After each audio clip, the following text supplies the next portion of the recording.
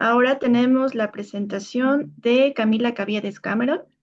Ella es geóloga, meteoricista, candidata a doctora en astronomía y ciencias planetarias por la Universidad de Atacama.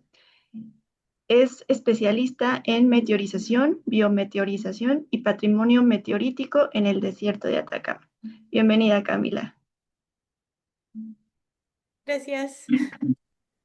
¿Tengo permiso para compartir? Eh,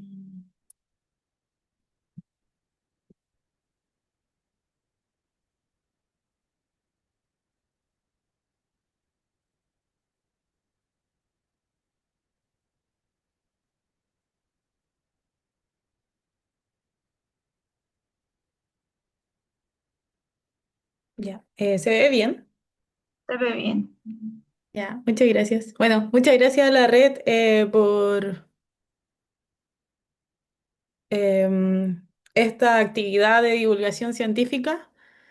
Y agradecida también a Paraguay por abrir sus puertas para aprender sobre todo lo que es la ciencia social espacio. Soy Camila Caviedes, soy geóloga meteoricista y bueno, hoy les voy a dar una clase muy básica de lo que es la meteorítica. Yo no voy a exponer realmente en lo que yo trabajo, pero sí les voy a mostrar cómo estudiar meteoritos, cómo reconocer meteoritos y cómo podrían estudiar meteorítica en Paraguay. Bueno, en el temario vamos a ver la introducción, también las ramas de la geología asociada a la meteorítica, las ramas de la astronomía asociada a la meteorítica y de las ciencias planetarias, algunas líneas de investigación que nacen desde la meteorítica y una idea que nace de mí de cómo se podría desarrollar la meteorítica en Paraguay. Y bueno, primero partir con qué es un meteorito. Entonces, un meteorito va a ser un objeto sólido con una masa mayor a 10 gramos que logra depositarse en una superficie diferente a la de su cuerpo progenitor. ¿Y a qué me refiero con esto? Que podemos encontrar meteoritos en la Tierra, meteoritos en Marte, meteoritos en la Luna o en la superficie de un asteroide. Entonces, todos los meteoritos que hallamos en la Tierra, o la gran mayoría, cerca del 99%, provienen principalmente del espacio interplanetario localizado en el sistema solar interno, es decir, entre el cinturón de asteroides hacia el interior del sistema solar. Y los meteoritos pueden encontrarse en diferentes superficies y su tiempo de residencia en dicha superficie depende de las condiciones locales del lugar. Entonces, si es un lugar muy húmedo, el tiempo en el que un meteorito va a sobrevivir en ese lugar va a ser muy corto debido a que el ambiente donde se formó el meteorito es muy diferente al ambiente del lugar donde está debido a la humedad. ¿Por qué? Porque la fugacidad del oxígeno y también la presencia de humedad en el espacio es cercana a cero como agua líquida.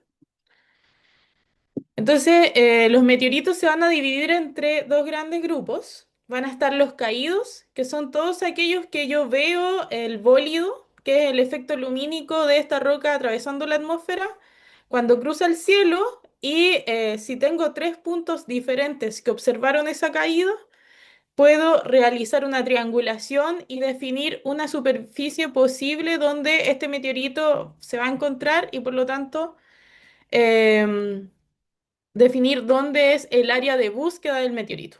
Entonces, aquí, por ejemplo, se muestran tres diferentes cámaras que logran triangular la entrada de este meteorito y definir un lugar en el que éste se va a encontrar. Y al mismo tiempo están los otros meteoritos, que son los hallados, que van a ser todos estos meteoritos que entraron a nuestro planeta, pasó mucho tiempo, pueden ser, no sé, 100 años, 1000 años o millones de años en algunos casos, y fueron encontrados. Entonces, este tipo de rocas o este tipo de meteoritos, aparte de sufrir los efectos del ambiente que van a ir deteriorando la roca, también nos van a contar un poco de cómo ellos vivieron las condiciones de erosión de ese ambiente. Entonces, edad terrestre se le va a llamar al tiempo que este meteorito estuvo en una superficie terrestre. Y vamos a tener que en el caso de los meteoritos que caen en desiertos calientes, van a tener un promedio de edad terrestre de 25.000 años, pero hay algunos lugares que logran tener condiciones que permiten que los meteoritos logren encontrarse en esa superficie por un tiempo mucho mayor, como es el caso del desierto de Atacama y la Antártica, donde en el desierto de Atacama podemos encontrar meteoritos entre 710.000 años en promedio a 1 millón de años en promedio, donde las residencias más largas se han documentado en 2,5 millones de años y bueno, las más cortas siempre van a ser cercanas a cero.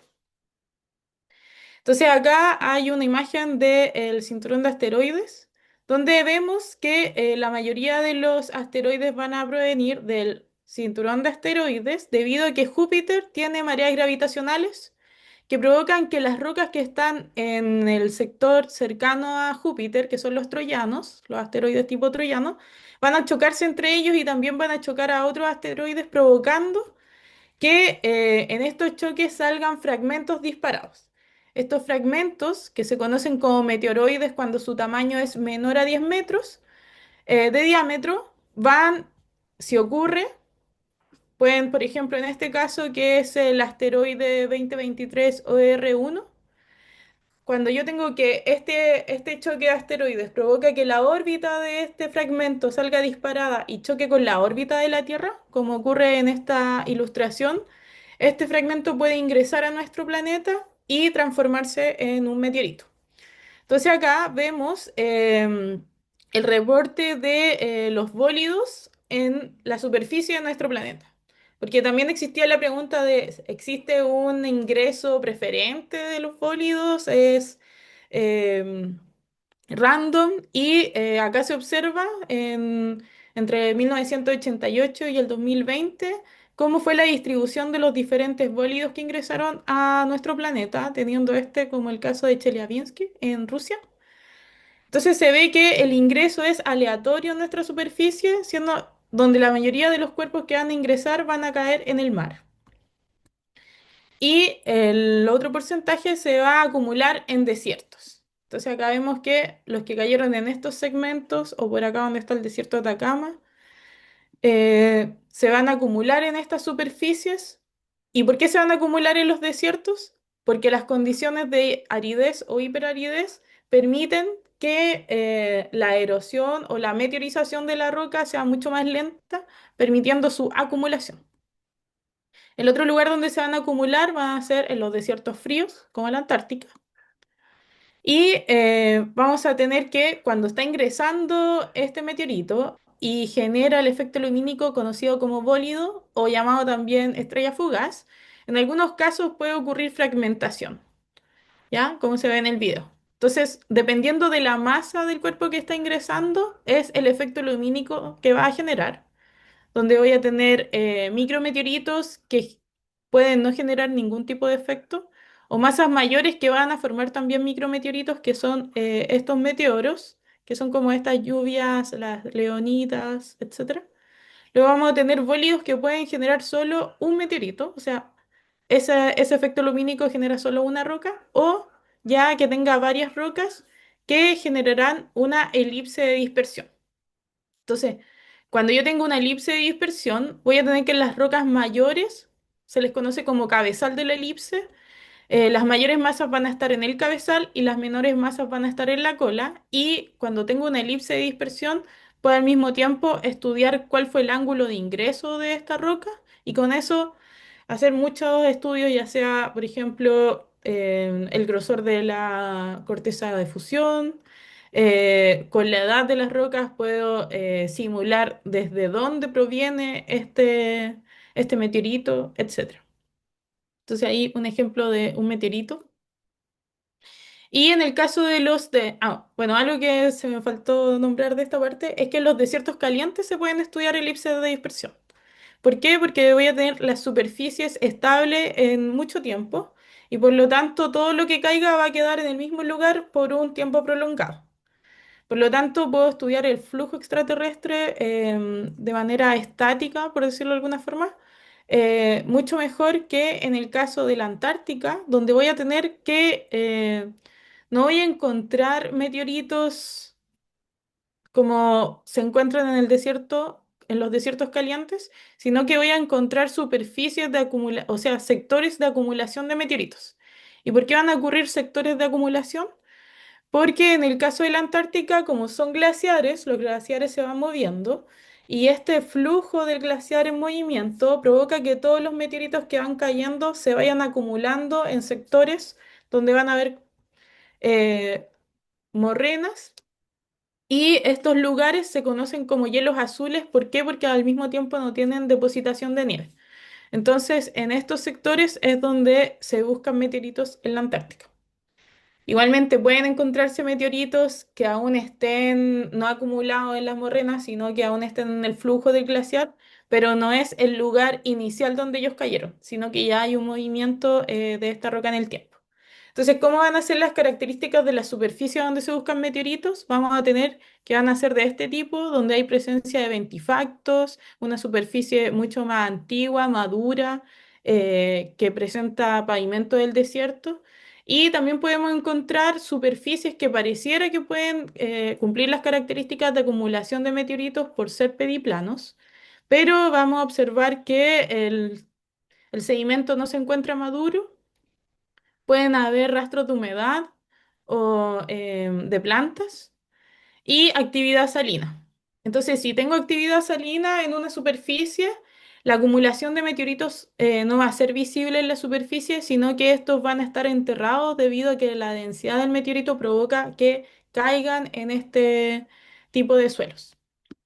Entonces, las características de superficies que van a permitir la acumulación de meteoritos en su superficie va a ser que tienen que tener más de 50.000 años, cosa de que yo tenga una acumulación en el tiempo, la estabilidad de la superficie, o sea, no hay tectónica activa ni nada que provoque una renovación de la superficie, pendientes bajas, cosa de que no provoquen la acumulación en quebradas, por ejemplo, la madurez del relieve y, bueno, el hecho de que la superficie sea madura va a estar vinculada a la presencia de ventifactos, de pavimento del desierto y el grado de redondeamiento de los granos que componen el pavimento.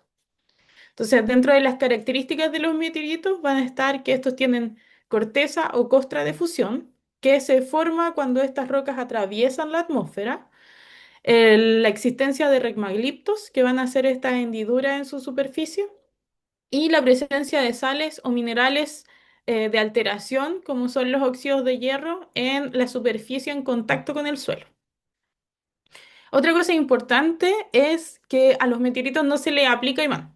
Por mucho de que está muy difundido que la forma más clásica de identificar un meteorito es utilizando un imán, cuando yo utilizo un imán en un meteorito, voy a destruir el 50% de la información que este meteorito trae consigo. ¿Por qué? Porque voy a resetear todo el paleomagnetismo presente en la roca. Y por lo tanto, voy a perder esa información sin lograr analizarla o caracterizarla, etcétera. Entonces, esta es una práctica muy difundida a través de los cazadores de meteoritos y también, lamentablemente, algunos científicos que no son del área de la meteorítica, pero sí de la geología, también han hecho esta mala práctica. Pero es importante que todas las personas interesadas en el estudio de los meteoritos sepan que el uso de imanes o también la medición del volumen utilizando agua son dos técnicas que en el caso de los meteoritos van a destruir la roca o la información científica. Entonces, ahora pasando a otras características, como es la costra de fusión, vamos a tener que la costra de fusión es muy delgada, es solamente esta superficie, y va a estar y va a ser de características frágil. ¿Por qué? Porque se formó por el fundido de la roca que está formada el meteorito. Entonces va a ser el fundido de silicatos, metales y sulfuros que en conjunto van a formar la costra de fusión, que va a estar formada por obsidiana o por vidrio de silicato y magnetita. Y al mismo tiempo va a tener burbujas que están asociadas a los sulfuros. Y bueno, acá observamos cómo se ve un meteorito que tenía muchos gases, cómo se ve en su superficie, o sea, en la costra de fusión, cómo se ve por dentro y cómo se ve en un corte transparente pulido, donde la presencia de cóndrulos nos indica que es de tipo primitivo y de tipo condrítico. Bueno, ahí un poco más grande. Y otros tipos de meteoritos. Acá otro meteorito que se observa en el suelo. Es importante que la identificación del meteorito va a ser con sus características físicas como la costra de fusión. Estas como pequeñas craquelaciones que se observan se llaman líneas de contracción, que van a estar por acá también. Y que el interior de la roca siempre va a ser muy diferente a la superficie debido a la presencia de la costra de fusión. Y bueno, la presencia de este tipo de rocas en la superficie puede provocar la formación de nuevos minerales o la colonización por microorganismos que tienen metabolismos primitivos y por lo tanto pueden consumir los elementos presentes en el meteorito que van a ser ricos en hierro, en sulfuro, en níquel, en magnesio, etc.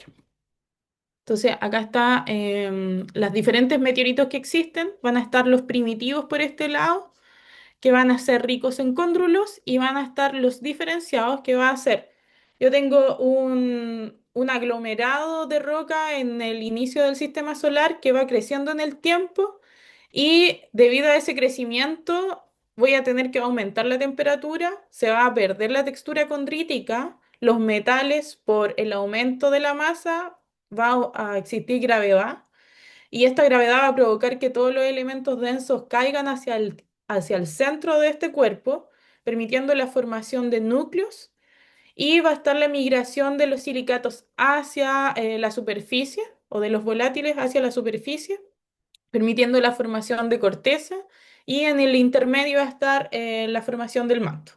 Y los diferenciados se van a dividir en diferentes tipos de rocas, que van a ser los metálicos, que son un 90% metal, los metalorrocosos, que son 50% silicato y 50% metal, y ya los de corteza, que van a ser los de corteza marciana, los de corteza lunar, los de corteza de asteroides que están diferenciados, etc. Entonces acá vamos a pasar por ejemplo, cómo se ven los diferentes meteoritos primitivos, donde van perdiendo en el tiempo a medida que aumenta la temperatura, la textura condrítica, pasando a un acondrito primitivo. Así se ve la textura condrítica. Ahora tenemos acá un asteroide que ya se diferenció, que va a tener un núcleo, un manto y una corteza, y las diferentes texturas asociadas a las rocas o a los asteroides que ya vivieron una diferenciación. Y luego, cómo son las rocas lunares o marcianas, desde los cuales solamente se han obtenido fragmentos de la corteza. Entonces aquí todos los grupos en conjunto. Y algunas de las ramas de la geología, en este caso, vinculadas a la meteorítica, como es la geomorfología, porque a través de la geomorfología se identifican lugares que presentan las características que permiten la acumulación de meteoritos. El clima, ya que la meteorítica está vinculada con el paleoclima y el clima está vinculada con el estudio de los meteoritos. ¿Por qué? Porque dependiendo de las condiciones climáticas del lugar es si existe o no la posibilidad de acumulación de meteoritos. La sedimentología, porque esta permite el estudio de los micrometeoritos que van a estar acumulados también en este tipo de superficies.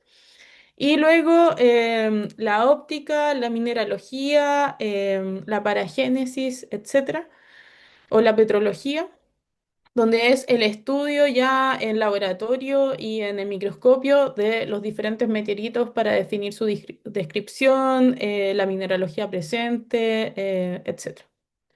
Para las ramas de la astronomía vinculadas con la meteorítica está la observacional, ya que yo tengo que observar el trazo del meteoro a través de diferentes lentes.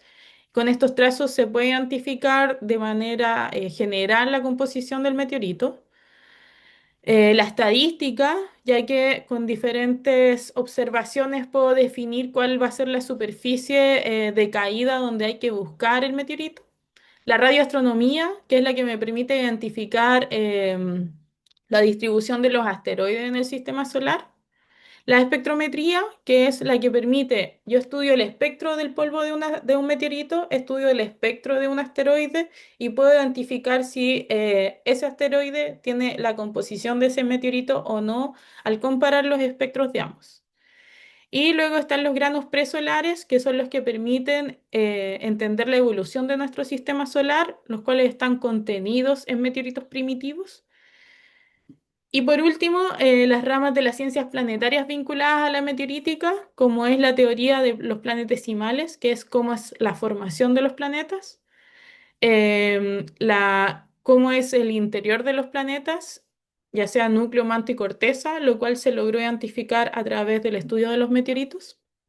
El estudio de las cortezas de otras superficies planetarias como esta, que es una anaclita marciana y vinculado a la astrobiología, donde a través de meteoritos, como los que yo estudio, que son los condritos ordinarios, y analizando cuáles son los microorganismos que pueden colonizar meteoritos tipo condrito ordinario, puedo hacer un análisis de las biosignatures o las trazas biológicas presentes en este tipo de rocas para poder entender de una forma indirecta cuáles podrían ser las trazas que podría encontrar en superficies como Marte. Y bueno, las líneas de investigación desarrolladas desde la meteorítica son conocer la historia del sistema solar, descubrir las claves del origen de la vida, ya que en condritos carbonáceos podemos encontrar aminoácidos, bases nitrogenadas, etcétera, que nos permiten encontrar los eslabones que generan vida. Estudiar los procesos previos a la formación del sistema solar a través de granos presolares, a través de refractory metal nugget, que son los primeros metales que se van a cristalizar en un sistema de disco protoplanetario, y las inclusiones calcolumínicas. Entender los procesos evolutivos de otros cuerpos planetarios como Marte, la Luna u asteroides y mucho más. Y bueno, en el caso de la meteorítica en Paraguay, Paraguay a la fecha solamente ha propuesto dos meteoritos, los cuales fueron en el siglo pasado y antepasado. Y esto se debe principalmente al ambiente. Paraguay es mucho más húmedo que el desierto de Atacama. Y en el caso de estos dos hallazgos, el primero, que es el Ipacaray, no presenta descripciones ni nada, y eso es lo que sale en la meteorítica al boletín. Y bueno, considerando el clima y la geología de Paraguay, la forma de impulsar el desarrollo de la meteorítica en el país es idealmente con el uso de cámaras de ojo de pez que permitirán triangular caídas de meteoritos con una recuperación posterior rápida en el tiempo. Que esta es como la forma idónea para ese tipo de ambientes, que es también la metodología que ocupa Brasil.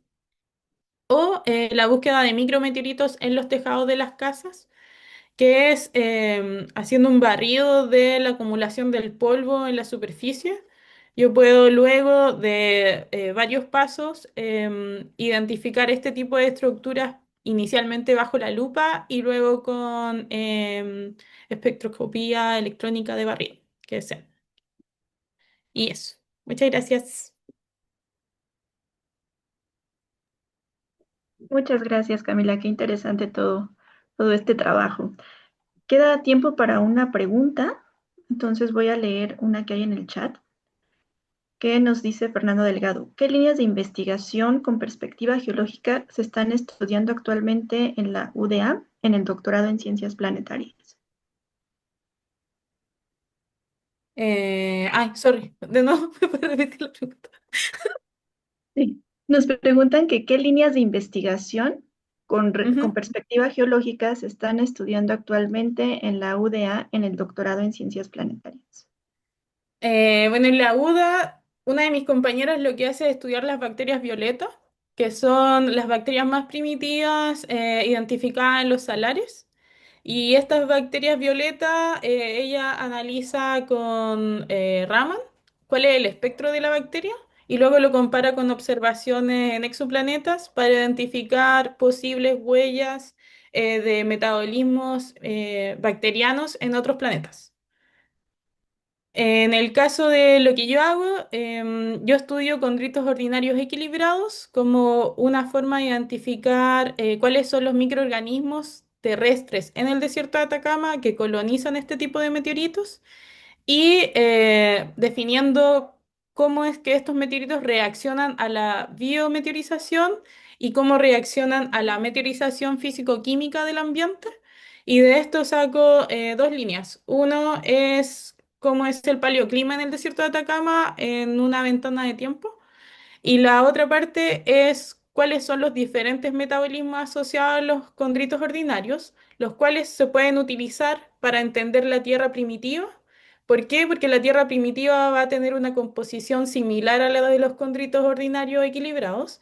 Y la otra es cuáles son los diferentes microorganismos que lo colonizan, cuáles son los metabolismos asociados a esos microorganismos y cómo es que si encuentro un condrito ordinario equilibrado en la superficie de Marte, podría observar de cierta forma indirecta cuáles podrían ser los rastros biológicos a descubrir. Y otras líneas es un profe de México que se llama Marco Muñoz. Él hace dinámica del sistema solar y estudia asteroides. Esas son las tres líneas que hay en la UDA. Muchas gracias, Camila. Hay un par de preguntas más en el chat para ver si puedes irlas respondiendo. Aquí. Gracias. Bueno, para ir finalizando esta jornada, voy a compartir pantalla.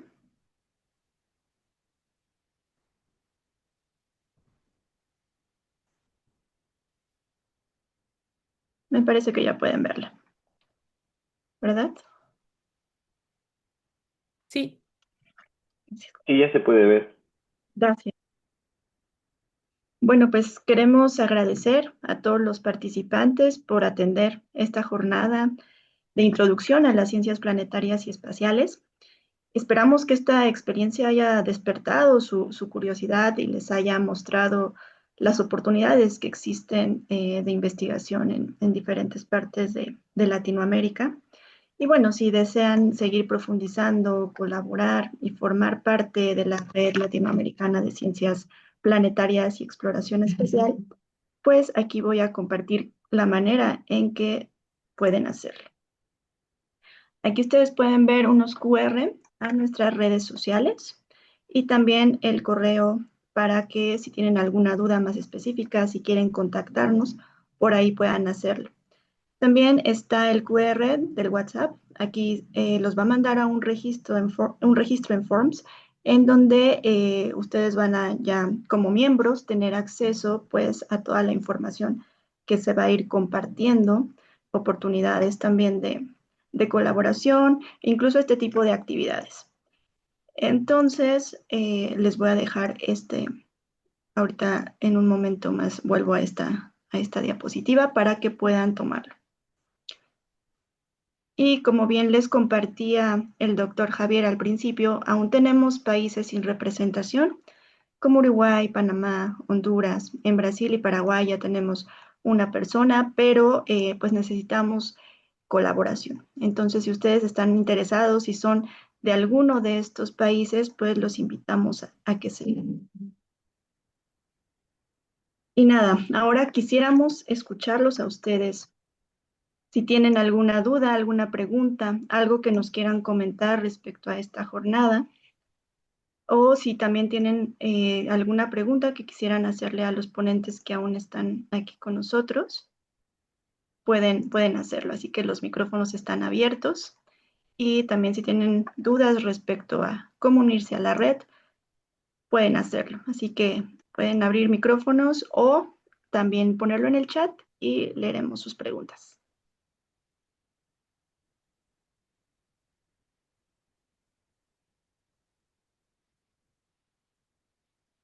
Sí, Guampa Chile, por favor.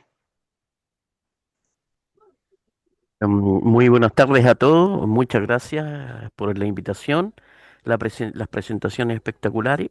Llegué un poquito tarde, así que agradezco su gentileza. Y, y solamente para avisar de acá de Santiago de Chile que a Chile está muy interesado en participar en el desarrollo espacial. Acá ya creo que tenemos lazos ya por las invitaciones que nos ha hecho. eh, las achivianos que están dentro de nuestro grupo. Así que solamente es para agradecer. Y bueno, como había hecho un comentario, si alguien de Chile acá quiere hacer estudios y todo, agradeciendo la gentileza de la Agencia Espacial Española, nos mandó rigolito espacial, o sea, lunar, perdón. Así que Ujú. parecía que quieran hacer algún tipo de prueba. Yo ya lo ofrecí en la Universidad de Chile, pero parece que están todavía en stand-by. Así que veo que acá a lo mejor pueden hacer también y puede servir para estudios y esas cosas. Eso, un abrazo a todos. Muchas gracias. Muchas gracias. Sí, seguramente habrá interesados en colaborar en esto, así que pueden establecer contacto. Muchas gracias. Vi levantada la mano también de Miguel Montoya. Sí, bueno, quería preguntar eh, para la presentación que hicieron antes de Camila sobre, quería saber qué estaban haciendo, habían algunos proyectos que estuvieran haciendo en Paraguay que pudieran dar algunos datos, porque ya no puedo encontrar eso en la presentación. Sobre si podría dar algunos ejemplos de algunos proyectos que estén haciendo en Paraguay y será todo. Si, si no está conectada, eh, Mm. creo que no. ¿No, verdad? Camila, Eh, ¿la No, pregunta es no, para no. Camila?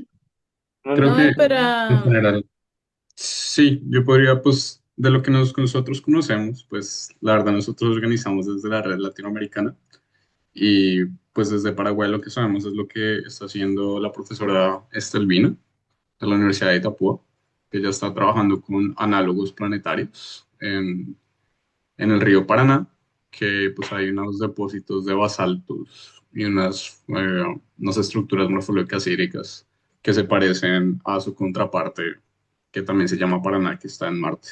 Entonces, esa es una de las cosas que se está haciendo. También nos comentaba Jesús Martínez Frías que pues, hay convenios con la Universidad de Itapúa y con la Universidad de Asunción, si no estoy mal, en donde pues están firmando tratados entre universidades e instituciones para hacer también este tipo de proyectos.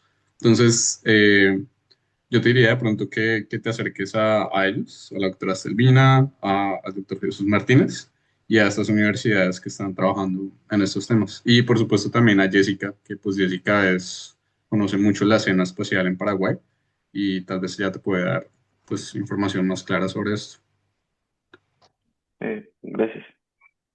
¿Vale? Sí, recuerden que si son miembros o se registran como miembros de la red, ahí les compartimos Ujú. el directorio de los puntos de contacto y también se presentan los asesores internacionales que podrían como también contactar, ¿no? Por país. Entonces, cada uno de los países que ya son miembros de nuestra red tienen a sus representantes. Entonces, podrían dirigirse con ellos para tener más información de lo que se está haciendo en cada país. Gracias, Miguel. No sé No, si alguien gracias, gracias. tenga alguna duda, algo que quisiera comentar. En mi caso, yo no sé si habían preguntas aparte de la que respondí, porque se me quedó pegado el Zoom así mal, solamente puedo hablar. Así que intenté mirar el chat, pero fue imposible.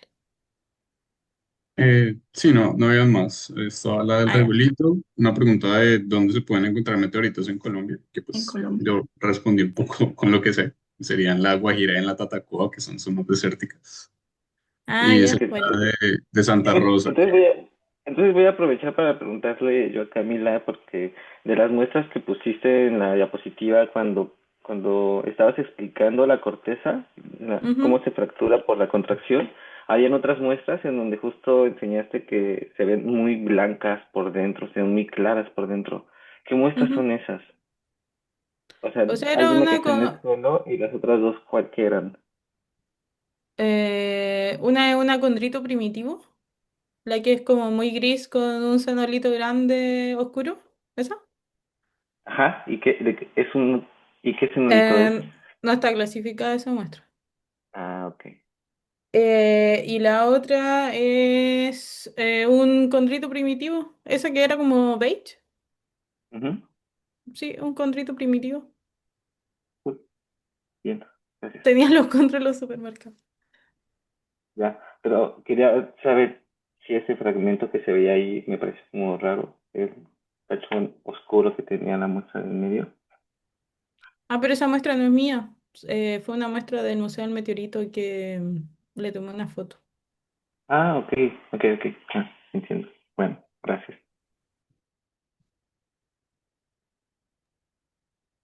Y listo. Wampa también tiene otra pregunta.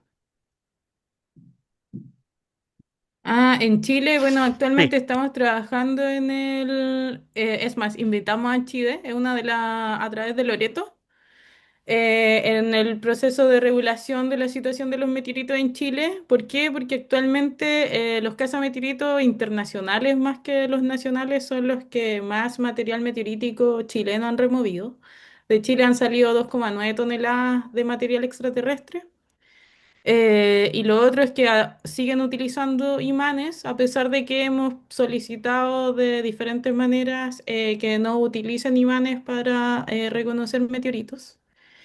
Y bueno, el proyecto de ley ya ingresó a la Cámara de Diputados, está en la Comisión de Ciencia. Tiene el número de folio 17174-19. Un trabajo que hemos, con ese micro avance que lleva, ha sido de 2 años. Em, y actualmente estamos, bueno, ya se habló con el Ministerio de Ciencia, con el Ministerio de Minería y actualmente estamos solicitando las reuniones para hablar con el Ministerio de Cultura para la parte de regulación de patrimonio.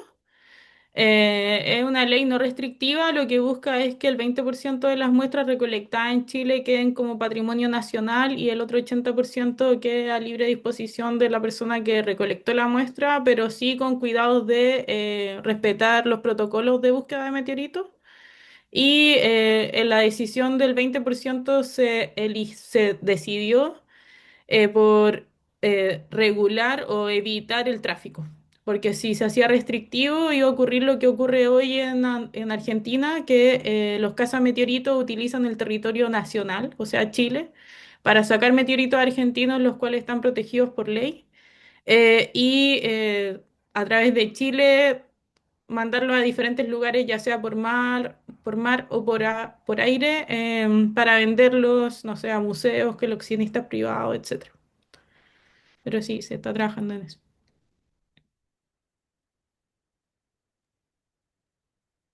Gracias, Camila. ¿Alguien más tiene alguna pregunta, algún comentario?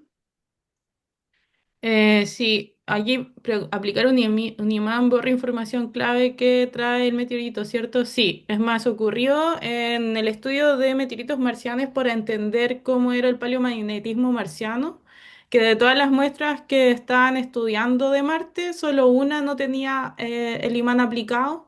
Por lo tanto, todo ese estudio no se pudo llevar a cabo porque las muestras ya estaban reseteadas. ¿Qué es lo que ocurre? Yo tengo los spin de la estructura de los minerales magnéticos que van a estar orientados según el campo magnético del planeta donde se están formando en el momento de la cristalización. Pero si yo le aplico un imán, esos spins van a quedar bajo el campo del imán. Entonces quedan reseteados y por eso ya no puedo conocer cuál era el paleomagnetismo de la roca, sino el magnetismo actual.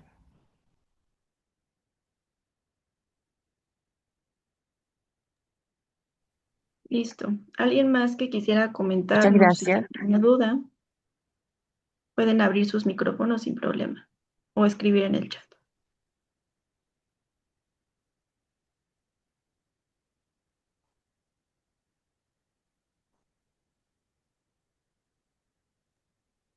yo le compartí a la señorita Consulta, Camila mi correo para que lo tenga por si acaso necesita apoyo.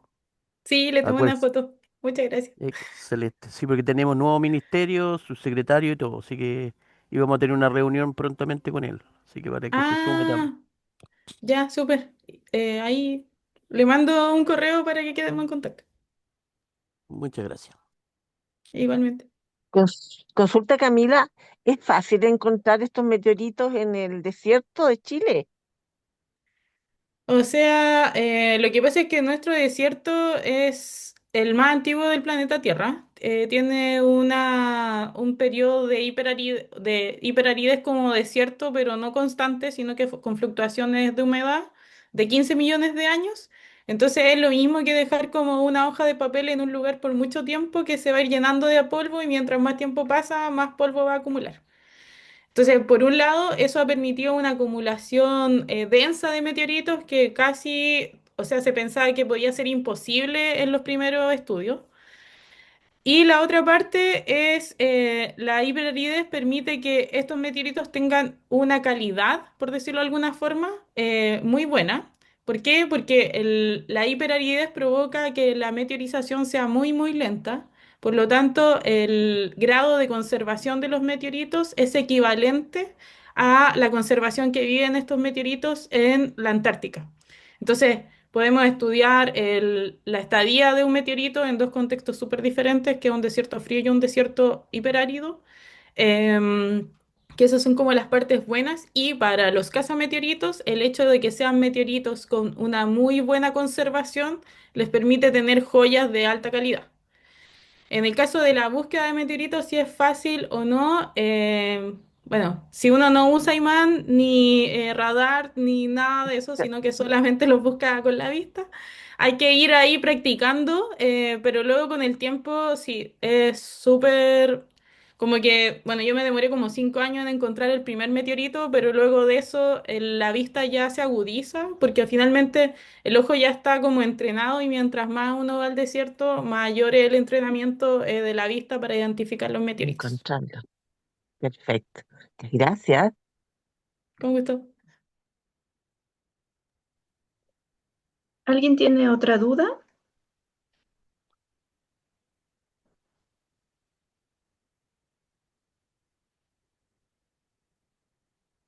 Parece que no. Bueno, pues nada más nuevamente agradecerles por su participación en esta jornada y invitarlos a que se unan como miembros de la red, a que nos sigan en las redes sociales y que estén pendientes de las próximas actividades que tendremos. No sé si Javier quiera decir algo. No, lo mismo. Muchísimas gracias.